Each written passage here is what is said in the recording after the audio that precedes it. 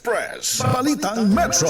Malaking tagumpay para sa Barangay Council ng Bonuan Gueset ang makaligtas sa isang mabagsik na bagyo nang walang naitalang casualty. Bunga umano ito ng tuloy-tuloy na pagbabantay at pagresponde ng mga barangay volunteers na nag-overtime mula bago pa man tumama ang bagyo habang kasagsagan ng panganib at hanggang matapos ang masamang panahon.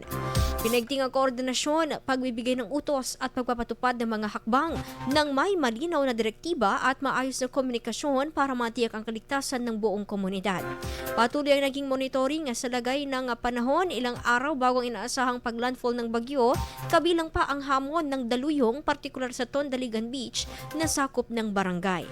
Matapos humupa ang bagyo, mabilis na nagsagawa ng clearing operations upang mabuksan ang mga daan at masiguro ang kaligtasan ng mga bumabalik sa kanilang tahanan.